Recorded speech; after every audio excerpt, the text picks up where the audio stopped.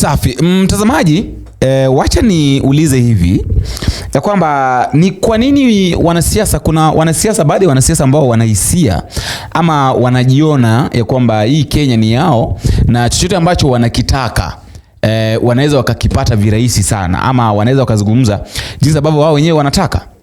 Nauliza hilo swali kwa sababu nimemsikia Cheruyot akizungumza vibaya sana. Na kweli usemwe, na si mara kwanza ambao nasema hii. Huwa anasema kwamba wanasiasa huwa wanajitia kitanzi wao wenyewe tu. Kuna wakati ambapo Rigathi Gachagua alizungumza na akasema kwamba yale mambo yote ambayo alikuwa anayazungumza, ama yale mambo yote ambayo alikuwa anayasema kwenye mikutano wakati ambapo alikuwa kwenye serikali, alikuwa anaambiwa na William Samoei chochote ambacho anaenda kukisema, na asiposema vivyo hivyo ambavyo ameambiwa, basi bila shaka angepata tatizo kubwa sana, angekuwa na shida. Na leo hii Cheruyot, huyo ni I think ni wengi kiongozi wa wengi kwenye seneti, anasema ya kwamba hilo jambo ambalo Rigathi Gachagua analifanya, ama hayo matamshi ambayo anayatamka, ni wao wenyewe ndio walimu ambao walimfunza kuzungumza jinsi ambavyo anazungumza. Mtu muongo wa fitina na maneno mbaya anaendesha. Na unajua baya yake, sisi ndio tulikuwa walimu wake. Na anajaribu kutumia ile ukora yenye tulimfundisha ati kutumia kwetu sisi. Unajua hiyo lugha anaongea, sisi ndio tulikuwa tunamfundisha na mwambia basi enda sema hivi. Uhuru Kenyatta akaogopa mpaka kuenda Mount Kenya. Sasa wewe unachukua ile script mwalimu akufunza, unataka kutisha naye William Ruto ambaye alikufundisha. Wewe fanya hesabu ya juu bana. Wacha kuwa mtu reja na hesabu ya juu kali. Ile script anajaribu kuimplement. Sisi wenyewe ndio walimu wa hiyo script. Kwa hivyo huwezi kutufundisha na vitisho yako nusu. Mimi nashukuru na naomba Wakenya wote kwamba tuzidi kukaa, tuwe nchi ambaye tunapendana sisi wote.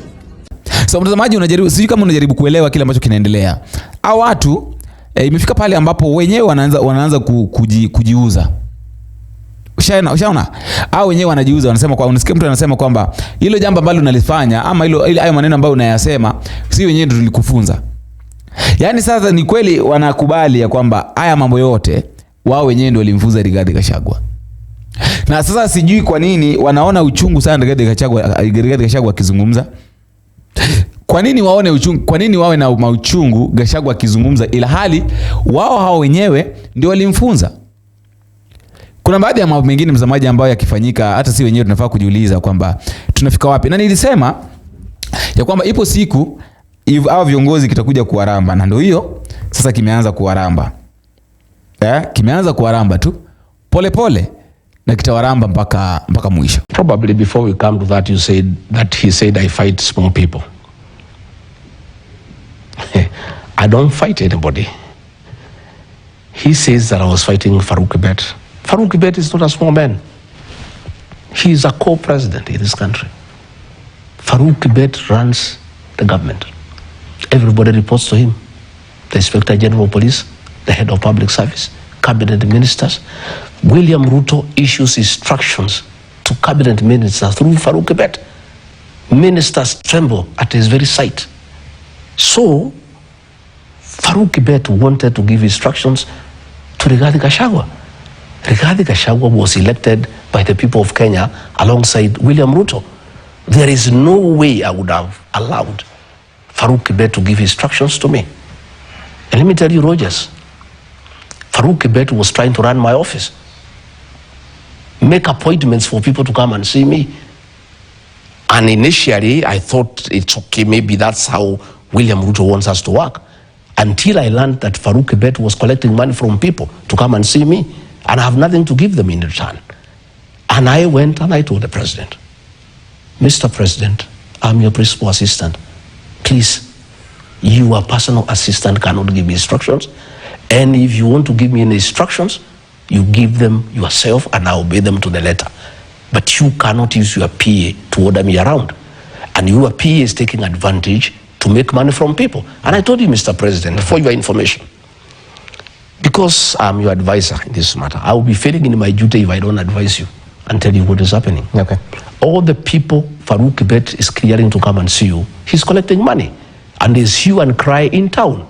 And State House is getting very disrespected because it has become a center of corruption. All appointments of people coming to see you, Kibet is collecting money. And Mr. President, I think you need to check this. But if you want to continue with it, tell him to keep off my office. He is not going to make appointments in my office, and he cannot tell me whom to see. So can you substantiate this? Farouk Kibet is not here to defend himself. But the president raised a matter. You asking me for an answer? Yes, yes. See, I must give you an answer. But I'm not the one. I've never raised that issue. Okay. It's the president who raised the matter. I'm answering. I'm just to the people of Kenya. countering what you've said. But I'm saying, said that he's the one. But I'm saying, Rogers, the president said that I'm fighting with small people. The answer is that Farouk Kibet is not a small person. So you're fighting big people. Fine. I was not fighting big people. Yes. I was telling the president, I'm elected. I'm not going to take instructions from your personal assistant. And I'm not going to allow him to push corruption in my office. If you want him to practice corruption in your office, you can go ahead. But you just said he was collecting money for people to meet with you. I learned the few people he had asked me to see. Later on, I heard noise in town that people are going to see the deputy president. Farouk has collected money on his behalf and he is not doing anything for us. That is when I got alarmed. I faced Kibet and he told me off. He said, I must make money. We serikali tumetafuta, mimi nimeumia na William Ruto miaka mingi. And actually when I talked to the president about Farouk Kibet, he said, wewe achana na Farouk atafute pesa kidogo ya kukula bana. Hii mtu ameumia na mimi miaka mingi, akipata hapa kidogo kidogo yuko makosa gani? So I'm telling you, when the president said that I'm fighting small people, that is a man who is running the country, you know? And everybody trembles. I'm the only man who will tell him off. Okay. When he says that I'm fighting small people, Itumbi. I don't know Itumbi. You can see the things he was writing about me. And Dennis Itumbi, the chief propagandist for William Ruto. Again, he's not a small man. This government of William Ruto is run by Itumbi and Farouk. This Itumbi, all these statements you see ministers issuing, like the one DCI has issued about the violence yesterday in Mweki. It's Dennis who crafts them. He crafts the messages, and you can see even that is language. He gives them to read. And my problem with that so-called small man is that they work in cohort with the president. And he hangs around State House. And if you have a discussion with the president and he doesn't like the way it is going, he sends him a text, and Dennis walks into the president's office and says, Mr. President, you are late for the next meeting. And the president brings the meeting to a closure. I had not realized that until I studied. I saw there is a pattern. And any time I had many issues with the president that were not pleasant, I would face him and say, this is not right, this is not good, and I would win the argument, and he doesn't like it, and he would like to bring a meeting to a closure. Somehow Dennis walks in, and I saw a pattern. So one day we were launching, the president was going to sign, he was going to sign the housing levy law, bill into law. And I was with the president in his office, the two of us, and I had a very hot conversation with him. And I was telling Mr. President, Kenyans are not interested in affordable housing. And people are very unhappy about the taxation. And Mr. President, only a fool doesn't change his mind. Let us look this thing. And please, from the feedback I'm getting from the ground, and Mr. President, I was elected with you. I mean, it's my job to tell you what the people are saying.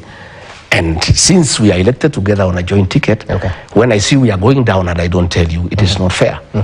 Then when we were just continuing, I think he took a phone, Itumbi comes.